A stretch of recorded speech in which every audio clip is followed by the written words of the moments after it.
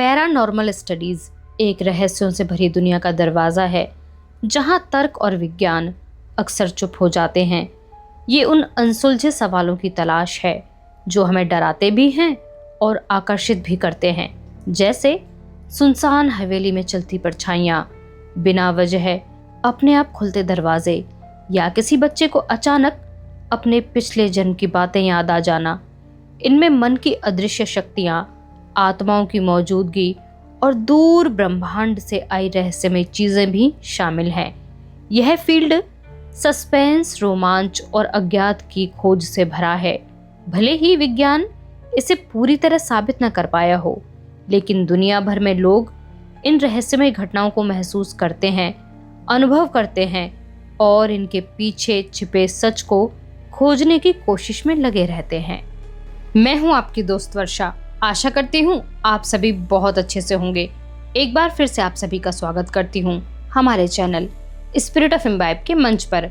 हम पढ़ रहे हैं सत्यव्यास का बहुत ही रोमांचक और रहस्यमय उपन्यास जिसका नाम है उफ कोलकाता।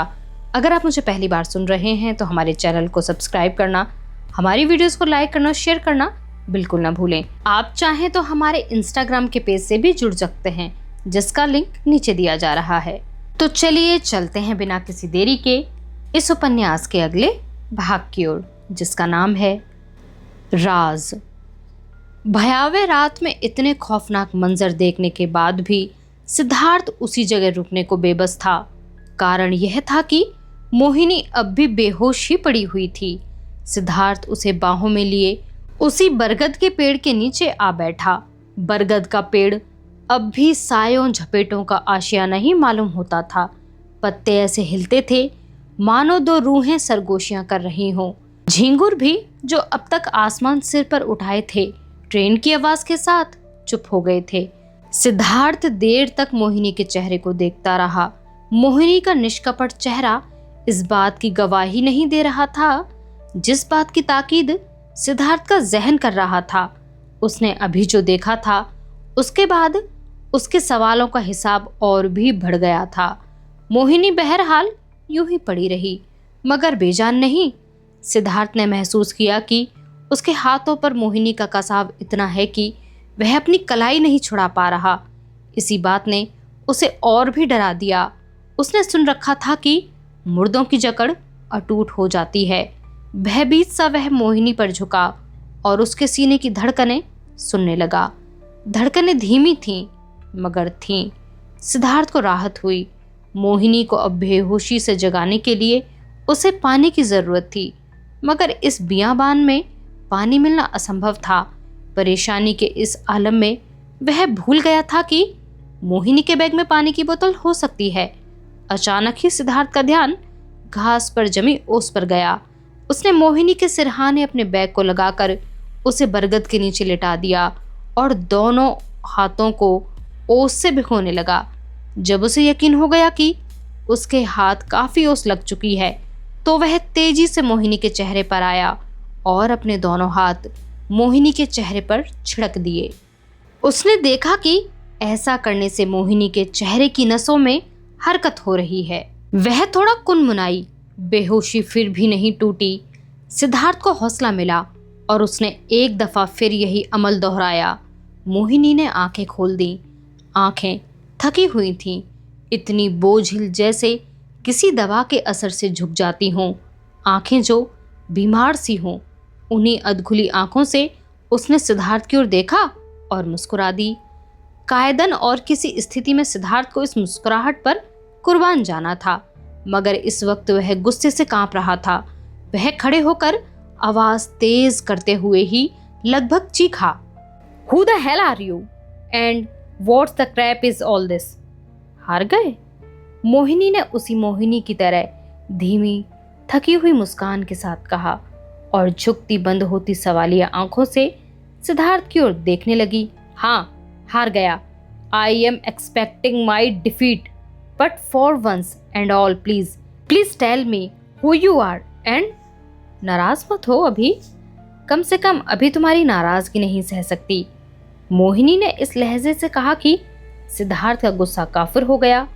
वह चुपके से उसके पास ही उसी पीपल के पेड़ के नीचे बैठ गया। मोहिनी ने सिद्धार्थ का हाथ अपने हाथ में लिया और उसे अपनी हथेली से रगड़ती रही। फिर उसके कंधे पर अपना सिर रख के बोली, जानती हूँ तुम्हारे पास सवालों की पूरी फहरिस्त है और परेशान नहीं करूंगी। तुम पूछो, मैं बताती हूँ। सिद्धार्थ तो दरअसल इसी बात के इंतजार में था। उसने मोहिनी के छूटते ही कहा, तुम कौन हो? मोहिनी, जानते तो हो? मोहिनी ने सिद्धार्थ की हथेली चूमते हुए कहा, इंसान ही हो ना?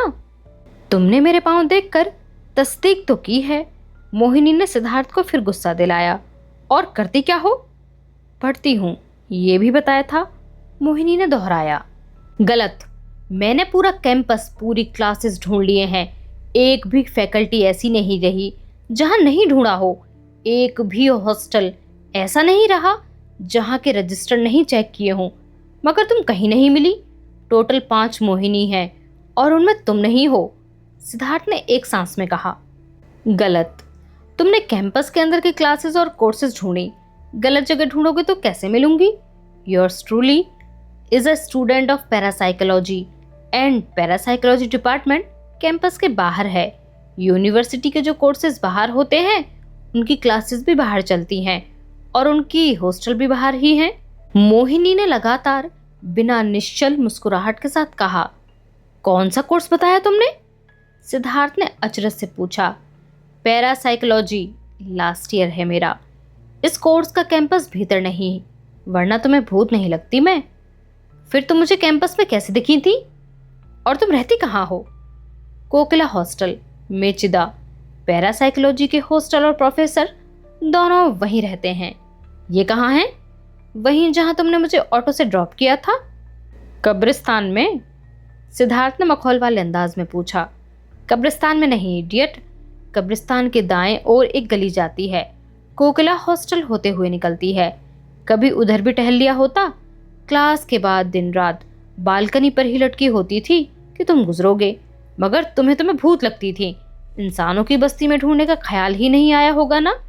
सिद्धार्थ इस तंज पर झेंपसा गया और अपनी बात मजबूत करने की गरज से कहा, मिलोगी तुम कब्रिस्तान में तो मुझे क्या सपने में आएगा कि दाएं से जाना है? वैसे तुम करती क्या थी वहां? पढ़ती थी। उसके इतना कहते ही सिद्धार्थ हंस सा दिया।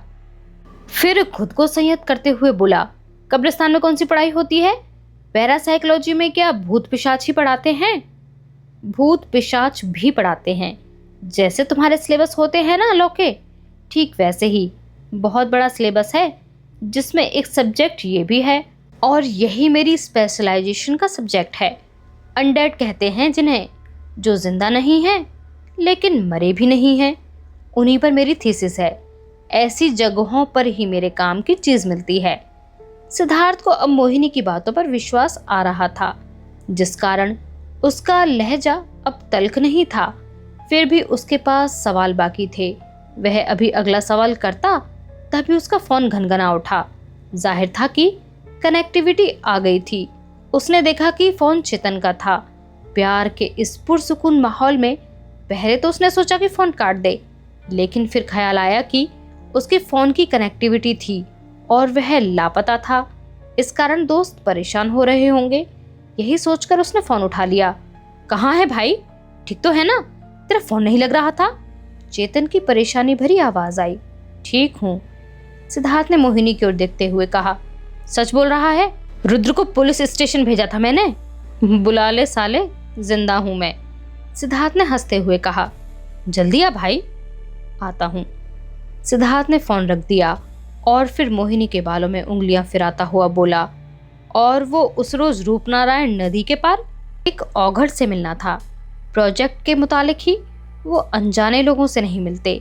2 लोग साथ जाएं तो उन्हें लगता है कि मीडिया वाले आए हैं। हिडन कैमरा का डर उन्हें भी हो गया है, इसलिए उस रोज तुम्हें साथ चलने से रोका। और तुम्हें ऐसी जगहों पर मेरे आने का अंदेशा कैसे हो जाता था? सिद्धार्थ ने सवाल किया। यह है ना?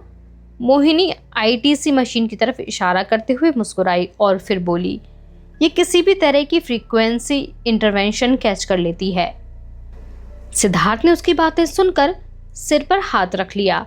2 मिनट तक यूं ही रहने के बाद बोला, ऐसा लग रहा है जैसे कोई मर्डर प्लॉट हो जहां हर चीज सही जगह पर रखी जा रही हो। तुम्हारे पास सभी बातों का जवाब है, क्योंकि यही सच है, और सच उलझाऊ हो तो बस एक सिरा पकड़ना होता है और सारी डोर सुलझ जाती है। मोहिनी ने मुस्कुराते हुए कहा। मैं ही क्यों? सिद्धार्थ ने पूछा। Because I love you. It was love at first sight. Mohini ने सिद्धार्थ का नाक हिलाते हुए कहा। अच्छा ये बताओ, अब बस। मुझे लगता है कि मुझे इंसान साबित करने के लिए इतना काफी है। तुम्हारे बहुत से सवाल अभी बाकी हैं, मगर इसका जवाब तुम्हें अकेले नहीं, तुम्हारे दोस्तों को भी दूंगी। मोहिनी ने कहा। उन्हें क्यों? क्योंकि अब आगे हमें उनकी भी जरूरत पड़ेगी। अब आगे क्या? सिद्धार्थ ने उत्सुकता से पूछा। आज जो हुआ वो नहीं पूछोगे? हॉस्टल में जो हो रहा है वो नहीं जानोगे? मोहिनी हंसी। हाँ वही तो पूछना था, ये बताओ। सिद्धार्थ ने आधा ही कहा कि मोहिनी ने उसके होठों पर अपने हाथ रख दिए और लरजती आवाज में कहा, किस मी, आई एम एग्जॉस्टेड। कहते हुए मोहिनी ने अपनी आंखें बंद कर ली। सिद्धार्थ ने उसके होठों के ऊपर जमी ओस की बूंदें देखीं और ओस से अपनी प्यास बुझा ली। होठों की कश्मकश जब खत्म हुई तो सिद्धार्थ ने मोहिनी की आंखों में एक और प्यास देखी, तवील प्यास। वह अभी उसे शब्द दे ही पाता कि मोहिनी ने ही कहा, अपने दोस्त को कह दो रूम खाली कर दे। मोहिनी के ऐसा कहते ही सिद्धार्थ की आंखें फिर शरारत से चमक उठीं। उसने उम्मीद भरी नजरों से मोहिनी की तरफ देखा तो मोहिनी ने भी मुस्कुराते हुए कहा, मेरे हॉस्टल में इतनी रात जाने की परमिशन नहीं मिलेगी, इसलिए 12 बजे ही लौट जाती थी। होटल ठीक नहीं रहेगा, इतनी रात गए कहाँ जाऊं? सिद्धार्थ ने उसकी बातों की शरारत पकड़ी और फौरन चेतन को फोन घुमा दिया। बेटे कमरा खाली कर दे और आज की रात रुद्र के रूम में शिफ्ट हो जा।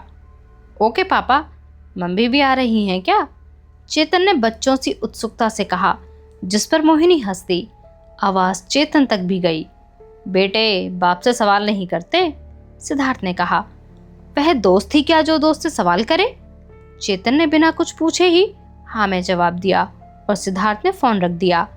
1 घंटे बाद और 100 रुपये हॉस्टल के दरबान को पकड़ाने के बाद दोनों सिद्धार्थ के कमरे में बेसुध सोए हुए थे। अगला भाग 30 साल बाद। कविगुरु भारती पुराना विश्वविद्यालय था और उतने ही पुराने थे उसके हॉस्टल।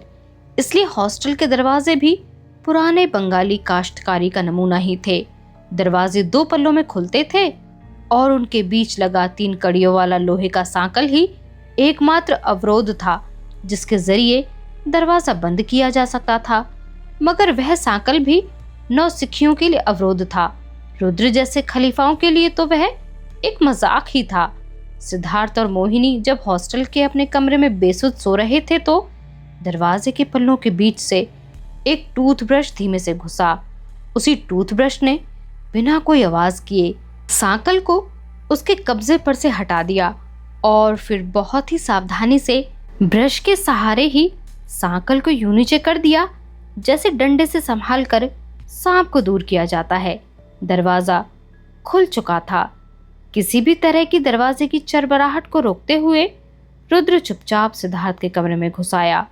उसे दरअसल सुबह सुबह सिगरेट की तलब लगी थी और वह जानता था कि उठ जाने पर सिद्धार्थ जान दे देगा मगर सिगरेट नहीं देगा।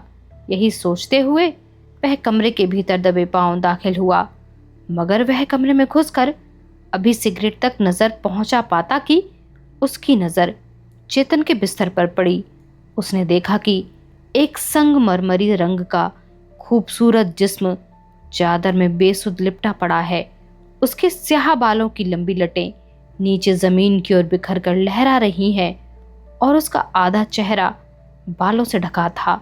सफेद कपड़ों में लिपटा इतना शफाक कि यदि वह जिस्म सोए होने की जगह खड़ा होता तो यूं लगता जैसे कोई मूर्ति अनावरण के लिए रखी हो। बहरहाल इस वक्त रुद्र को खूबसूरती से कोई मतलब नहीं था। पूरा हॉस्टल भूतिया खौफ के बीच रह रहा था और यहाँ रुद्र ने साक्षात भूत देख लिया था। वह उल्टे पांव भागा तो यह भी नहीं देख पाया कि दूसरे बिस्तर पर उसका दोस्त सिद्धार्थ भी बेखौफ सोया है।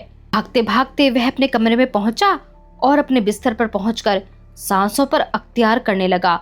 जब तक उसकी सांस स्थिर हुई तब तक चेतन भी ब्रश करके कमरे में आ गया। रुद्र ने चेतन को देखते ही कहा, लाले जरा देख तो, मेरी नाक दिख रही है क्या? क्या बकवास है? चेतन ने बुरा सा मुंह बनाते हुए कहा, देख तो सही। सिद्धार्थ तो गया, शायद हम बच जाएं। मतलब? मैंने सुना है कि मौत से 3 दिन पहले आदमी को अपनी नाक दिखनी बंद हो जाती है। बकवास मत कर। और सिद्धार्थ के बारे में क्या कह रहा था? सिद्धार्थ तो था ही हो गया भाई। उसके जज्बात का सलाम हो गया। रुद्र ने रुकते रुकते बात पूरी की। मतलब ये साले की भाई अपना फ्रैंकनस्टाइन हो गया है। क्या बकवास कर रहा है सुबह सुबह? बकवास नहीं, विश्वास कर। मैंने अपनी आंखों से देखा, उसके बगल में वेम्पेरिलिया सोई थी। साक्षात चुड़ैल भाई, ये लंबे लंबे बाल। आदमी उसके 2 बार काटने पर फ्रैंकनस्टाइन हो जाता है। एक बार तो पहले बैठ के कटवा के आया था, अब की दफा तो सो के कटवाया है। रुद्र ने फुसफुसाते हुए यूं कहा जैसे कोई राज की बात बता रहा हो। तू कमरे में घुस गया था? चेतन ने भौचक होकर पूछा। हाँ तो और क्या, सिगरेट लेने गया था प्रेशर के लिए। क्या देखा? चेतन ने मजा लेने वाले अंदाज में पूछा। क्या देखा माने? साक्षात चुड़ैल देखी है भाई। आधे बाल नीचे, आधे बाल चेहरे पर। रुद्र ने थूक निगलते हुए कहा। और क्या देखा? चेतन के मतलब की बात अभी नहीं हुई थी। और क्या देखना था? जान लेके भागे? अबे बोका सियार साले, पूछ रहे हैं कि दोनों एक ही बेड पर थे या अलग अलग? नहीं, हमें लग रहा है कि सिद्धार्थ को बोलो राम रात में ही कर दिया था और अब दिन हो गया है तो आराम कर रही है। वेम्पेरिलिया दिन में शिकार नहीं करती, पक साले। चेतन मनमर्जी की न सुन पाने के कारण अनमना सा हो गया और फिर उसी अनमने ढंग से बोला, कोई भूतनी वैम्पायरनी नहीं है, उसकी गर्लफ्रेंड है। कल देर तक नाइट आउट किए हैं दोनों। लड़की के हॉस्टल में रात की एंट्री की परमिशन नहीं है, इसलिए यहाँ आ गई। ये लड़की है? रुद्र भौचक सा खड़ा रहा। हाँ, चेतन ने बालों में कंघी फिराते हुए कहा। ये वही है जिसके पीछे कब्रिस्तान शमशान का कुत्ता बना था भाई हमारा। रुद्र को चेतन के जवाब से अब भी भरोसा नहीं हुआ था। हाँ भाई। चेतन ने कंघी फेंट कर बिस्किट का डब्बा ढूंढना शुरू किया। वही लड़की जिसके पीछे कल हम लेडीज दर्जी के हाथों इज्जत खुलवाए? हाँ बे वही। कल ही बात पक्की हुई है ऐसा लगता है। बिस्किट का डिब्बा खोलते हुए कहा। कल ही बात पक्की हुई और आज कमरे में आ गई? रुद्र को अलग ही समस्या थी। ये तुम्हारी समस्या है, चेतन ने हंसते हुए कहा। नहीं, मेरी समस्या तो अलग है भाई। वो भी बक दो। बहुत सुंदर है लाले। रुद्र ने दोनों हथेलियों को रगड़ते हुए कहा। कितनी? चेतन ने फिर छिड़ते हुए पूछा। इतनी सुंदर लड़की से शादी हो जाए तो आदमी 8 दिन बिस्तर से ना उतरे और 10 दिन तो दरवाजा ना खोले। रुद्र ने आंखों से ही ख्वाब देखते हुए कहा। उसे सपनों में जाता देख चेतन को हंसी सी आ गई। रुद्र अभी और कसीदे पढ़ने ही वाला था कि चेतन का फोन घनघना उठा। फोन सिद्धार्थ का ही था। चेतन ने रुद्र को सिद्धार्थ का नाम दिखाते हुए फोन उठा लिया। कहाँ हो? सिद्धार्थ ने सीधा ही पूछा। स्टोर रूम में पापा। बेडरूम से तो आपने भगा दिया। चेतन ने सिद्धार्थ को छेड़ते हुए कहा। दोनों आ जाओ जल्दी। मम्मी तैयार हो गई क्या पापा? चेतन ने सिद्धार्थ की खिंचाई की। आ जाओ, शी इज वेटिंग। सिद्धार्थ ने अपनी गालियों पर काबू रखकर कहा। फोन रखते ही दोनों सिद्धार्थ के कमरे की ओर चल दिए। सिद्धार्थ के कमरे का माहौल 10 मिनट में ही पूरा बदला हुआ था। ऐसा लगता था कि यह उनके हॉस्टल का कमरा नहीं बल्कि घर का कमरा हो। चादर की सलवटें नदारद थीं, कंबल तह कर रखे जा चुके थे, तकिया भी करीने से अपनी जगह पकड़ चुका था। किस्सा कोताह यह था कि साबित था कि कमरे में कोई लड़की ही है। कमरे में घुसते ही चेतन ने देखा कि जो भी रुद्र ने कहा था वो छटाक भर भी गलत नहीं था। सिद्धार्थ के शमशान के चक्कर लगाने, रात भर गायब रहने में अब उसे कोई कमी, कोई दोष नहीं दिखा। मोहिनी ने दोनों को ही एक खामोश मुस्कान दी और उठकर खड़ी हो गई। सिद्धार्थ औपचारिक परिचय दे ही रहा था कि मोहिनी मुस्कुराती हुई बीच में ही बोल पड़ी। तो तुम में से किसे मैं भूत लगती हूँ? इसे? सिद्धार्थ और चेतन दोनों ने रुद्र की ओर उंगली दिखाई। मोहिनी हंसी और फिर कहा, आओ छू के देख लो। रुद्र झेंप गया मगर बोलने से बाज नहीं आया। उसने फौरन सिद्धार्थ की ओर देखते हुए मोहिनी से कहा, नहीं, छूना छुहाना आप इससे ही करें। ये ज्यादा अच्छा छूता है। वैसे भी ऊंट का मुंह ऊंट ही चूमता है, रुद्र ने कहा। रुद्र के इस बेतुके मुहावरे पर मोहिनी फिर हंस दी और फिर थोड़ी देर में संजीदा होते हुए बोली, दरअसल तुम लोगों की गलती नहीं है। हमारी पढ़ाई लिखाई, किताबें, तजुर्बे, हाव भाव ऐसे हो ही जाते हैं कि हम अजीब से लगें। मोहिनी ने कहा और देखा कि तीनों को शायद कुछ समझ नहीं आया। उसने बात समझते हुए कहा, okay, to cut it short, मैं पैरासाइकोलॉजी की स्टूडेंट हूँ। पैरानॉर्मल इन्वेस्टिगेशन मेरा मेजर सब्जेक्ट है। मतलब वो घोस्ट बस्टर टाइप? रुद्र ने आंखें फाड़ कर देखते हुए कहा, हाँ हाँ, कुछ कुछ वैसा ही। फाइनल ईयर है, इसके साथ ही पैरानॉर्मल इन्वेस्टिगेशन एजेंसी की इंटर्नशिप कर रही हूँ। बाद में या तो उन्हें ही ज्वाइन करूंगी या इंडिपेंडेंट कुछ करूं, अभी सोचा नहीं, मोहिनी ने कहा और तीनों की ओर देखा। तीनों स्तब्ध होकर उसे सुने जा रहे थे। उसने फिर बोलना जारी रखा, वो लोग जो मरकर भी यही हैं, आसपास हैं, मैं उनसे बातें कर सकती हूँ। हाँ, उन्हें हमारी भाषा में अनडेड कहते हैं और मैं उनसे बातें कर सकती हूँ। जो दिखना चाहें उन्हें देख सकती हूँ, जो नहीं दिखना चाहें उनसे इल्तिजा करती हूँ कि दिख जाएं। और यकीन करो, वो हमसे ज्यादा प्यारे हैं, जिद नहीं करते। तुम कोई और काम क्यों नहीं कर लेती? इतनी खूबसूरत लड़की भूत पिशाच की बातें करें, अच्छा नहीं लगता। रुद्र की इस मासूम सी बात पर मोहिनी मुस्कुरा भर दी। सारी बातें समझ आईं, मगर तुम यहाँ कैसे? मतलब सिद्धार्थ के साथ या फिर उसके आसपास? चित ने पूछा। ट्रेन में इत्तेफाक से हम मिले थे, एक आध और इत्तेफाक हुए।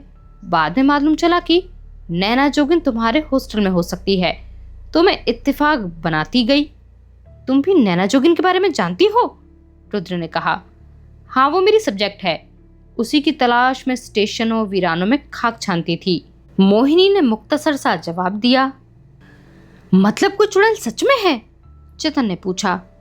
चुड़ैल नहीं, बंसी। मोहिनी ने फिर कोई फलसफाना बात की। बंसी मतलब? चेतन चौंका। अबे बंसी नहीं जानता, जिसको मुंह में लेते हैं आवाज निकलती है, रुद्र ने झोंक में कहा। जिस पर बाकी दोनों दोस्त झेंप गए। साथ में लड़की का अंदाजा होने पर भी रुद्र भी झेंप गया, मगर मोहिनी बेअसर रही और उसी मुस्कान के साथ बोली, banshee is a type of undead, भटकती रूह। जैसे तुम्हारे पढ़ने के अलग अलग सब्जेक्ट होते हैं ना, ठीक वैसे ही इसे ऐसे समझो, जैसे इधर की दुनिया में अलग अलग जातियां हैं, उसी तरह भटकती रूहों में भी उम्र, लक्षण, मृत्यु का कारण और सबसे महत्वपूर्ण अपूर्ण इच्छाओं के आधार पर अलग अलग दर्जे होते हैं। घोस्ट, घोल, गोलेम, ज़ॉम्बीज, वैम्पायर्स, जिन्न, चुड़ैल जिस तरह से हैं उसी तरह बंशी है। उसे कोई नहीं देख सकता। बंशी जिसे चाहती है उसे ही दिखती है। बंशियां वाज दफा धोखा खाई रूहें होती हैं, जिन रूहों में बदला लेने की उत्कंठा सबसे ज्यादा होती है, वह बंसी होती है। नैना जोगिन बंसी है। और नैना जोगिन को किससे बदला लेना है? सिद्धार्थ ने पूछा। असगर अली से। मोहिनी ने आंखें सिद्धार्थ पर टिकाते हुए कहा। ले, अब उस अल्लाह के बंदे ने क्या कर दिया? रुद्र ने कहा। अब नहीं, 30 साल पहले। कहते हुए मोहिनी थोड़ी रुकी। उसके गले में नमी आई और उसे वापस गले में खींचते हुए ही उसने कहा, बात थोड़ी लंबी है, मुख्तसर सी ही बताऊंगी, और इसलिए बताऊंगी कि इसके बाद मुझे तुम लोगों की जरूरत पड़ेगी। सुनो। ठीक 30 बरस पहले असगर अली इसी यूनिवर्सिटी में लॉ के ही स्टूडेंट थे। उनके अब्बा इसी यूनिवर्सिटी में वाइस चांसलर के क्लर्क थे, मगर चाहते थे कि बेटा प्रोफेसर बने। असगर अली पढ़ने में अच्छे थे, मगर उनसे भी अच्छी थी नैना। नैना जिसे उसकी माँ ने अपने पति के विरुद्ध जाकर पढ़ने भेजा था। पढ़ाई में अच्छा कर रही थी तो पिता भी खुश थे। और फिर अनहोनी हुई। लाइब्रेरी में तब किताबें कम हुआ करती थीं।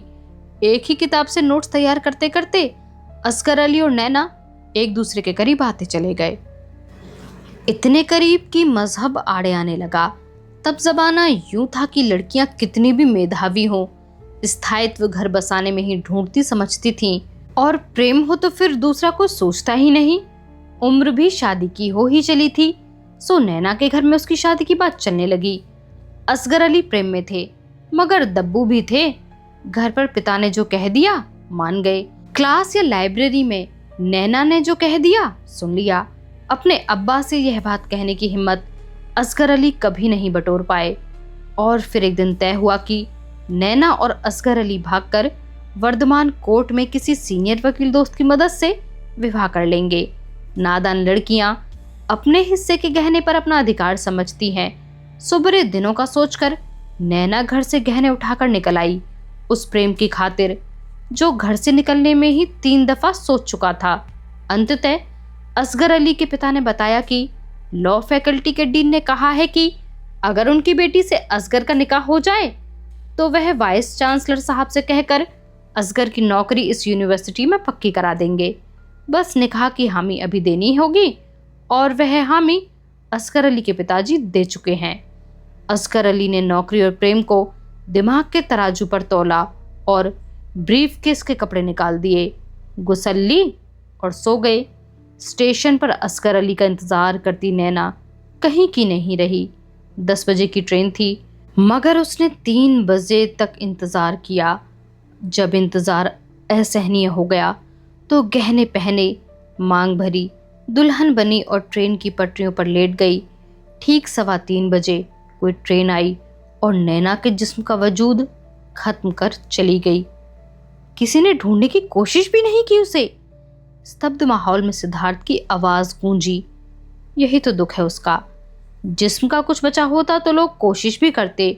यूं भी सुबह लोगों को उसके गहनों में ज्यादा दिलचस्पी होगी। वक्त भी ऐसा था कि, और माँ बाप भी ऐसे रहे होंगे कि घर से भागी बेटी को वैसे ही मरा हुआ मानकर श्राद्ध कर दिया होगा। मगर वो और लड़कों को क्यों परेशान कर रही है?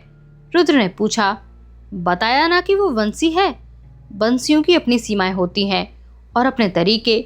बंसी को अपने सब्जेक्ट तक पहुंचने से पहले कम से कम 4 शरीर बदलने होते हैं।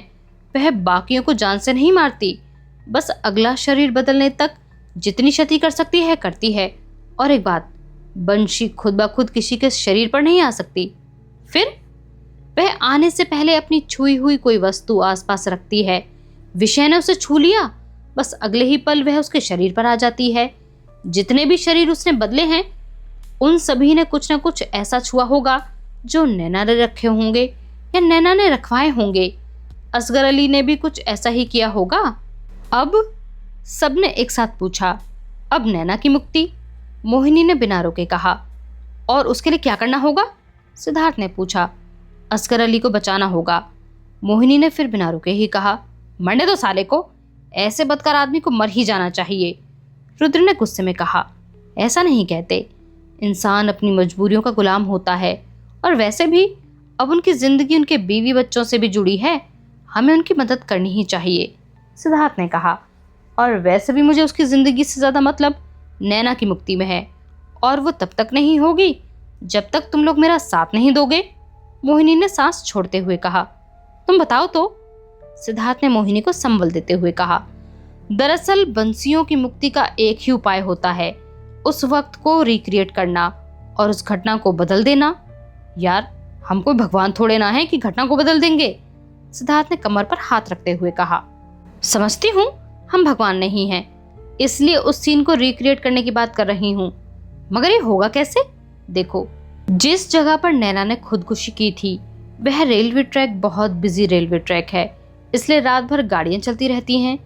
3 से 4 के उस वक्त में जिस वक्त नैना कटी होगी, ट्रेनें रोज ही चलती हैं बिला नागा, चाहे एक्सप्रेस ट्रेन हो या पैसेंजर या फिर कार्गो ट्रेन। ठीक है? मोहिनी समझाते हुए सवाल किया। बिल्कुल ठीक, सिद्धार्थ ने कहा। इसका मतलब ये हुआ कि नैना वहां अब भी रोज कटती है, इसलिए किसी किसी को रात के उस वक्त में कभी कभी नैना की चीख सुनाई देती है। हाँ हाँ, सिद्धार्थ ने उत्साह में कहा। उसे याद आ गया कि उसने भी ट्रेन में चीखते हुए एक साया ठीक उसी वक्त के आसपास देखा था, मगर वह कुछ सोचकर चुप रह गया था। मोहिनी ने बहरहाल कहना जारी रखा। इसलिए अगर किसी तरह एक रात उस समय ट्रेन का गुजरना रात के उस पहर के लिए रुक जाए तो नैना नहीं कटेगी, और यही वह वक्त होगा जब उसकी मुक्ति के लिए उपाय किए जा सकते हैं। मगर वह मुक्ति तो तब होगी जब असगर अली का जिस्म छोड़ेगी। और वह असगर अली का जिस्म छोड़ेगी क्यों? सिद्धार्थ ने सवाल किया, जिसकी हामी में चेतन ने कहा। हाँ, इतनी मुश्किल से तो उसे असगर अली का जिस्म मिला है। रुद्र ने जिस अंदाज में यह बात कही उससे मोहिनी भी मुस्कुराकर रह गई। थोड़े वक्त बाद उसने अपनी मुस्कुराहट पर काबू कर लिया तो आगे कहा, बंशियां सन्नाटे में शोर करती हैं, मगर शोर के रेजोनेंस से ही डरती हैं। इतना कुछ जानती हो, तुम भी अपने सब्जेक्ट की टॉपर रही हो क्या? रुद्र ने बेबात की बात की, जिससे मोहिनी की बातों का तारतम्य टूटा, मगर उसने हंसते हुए हामी भरी।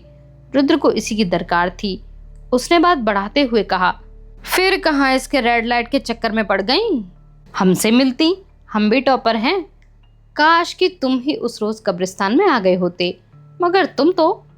मोहिनी ने भी मुस्कुराते हुए ठिठोली की और फिर कहना जारी रखा, बंसी एक साथ आ रही रेजोनेंस से ही डरती है, इसलिए तुम लोगों को हॉस्टल के सभी दोस्तों को राजी करना होगा। किस बात के लिए? इस बात के लिए कि हॉस्टल में मौजूद सारे लड़के रात के ठीक 3 बजे एक साथ एक स्वर में चिल्लाएंगे, कुछ भी, मगर एक की रेजोनेंस एक ही निकले। हॉस्टल के सारे लड़कों को राजी करना मुश्किल है, चेतन ने कहा। हो जाएंगे, सिद्धार्थ ने कहा। वैसे भी इस चक्कर में सभी डरे हुए हैं, इसलिए करेंगे। ना हुआ तो असगर अली के नाम पर करा लेंगे, और उससे भी ना हुआ तो क्वेश्चन पेपर के नाम पर जूनियर से तो करा ही लेंगे। टॉपर हैं भाई। रुद्र ने वही राग अलापा। लेकिन सबसे मुश्किल काम अब भी बाकी है, मोहिनी ने कहा। वो क्या? ट्रेन कैसे रुकेगी? वो मैं कर लूंगा, सिद्धार्थ ने आश्वस्ति से कहा। You sure? मोहिनी आश्वस्त नहीं थी। हाँ, कर लूंगा, क्योंकि जब मैं बैठूं तो मेरे मन में शंका नहीं होनी चाहिए कि ट्रेन आ सकती है। मुझे सारा ध्यान उसकी मुक्ति पर लगाना होगा। Don't worry. कब करना है? सिद्धार्थ ने पूछा। कल की रात। मुझे कुछ तैयारियां आज करनी होंगी और उससे ज़्यादा देर नहीं कर सकते, क्योंकि नैना शायद असगर अली को भी समय ना दे। एक बात कहूँ? अब की बार रुद्र ने बीच में ही टोका। हाँ कहो, मोहिनी ने कहा। अपने पाँव दिखा ही दो, तसल्ली कर लूं कि तुम इंसान ही हो।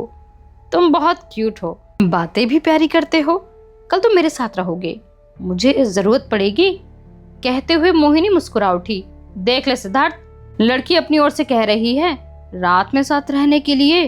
कुछ ऊंच नीच हो जाए तो फिर दोस्ती को इल्जाम मत देना। रुद्र ने आदत के अनुसार मजाक किया, जिस पर तीनों ही हंस पड़े। मुझे हॉस्टल छोड़ दो, कुछ जरूरी काम करने हैं, मोहिनी ने कहा और उस रात की तैयारी के लिए बाहर निकली, जो फैसले की रात होनी थी। आज का भाग यहीं पर समाप्त होता है। अगर आपको हमारी वीडियो पसंद आई हो तो हमारे चैनल को सब्सक्राइब करें, हमारी वीडियोस को लाइक करें और बने रहें हमारे साथ इस दिलचस्प सफ़र में। हमें सुनते रहने के लिए आप सभी का बहुत शुक्रिया।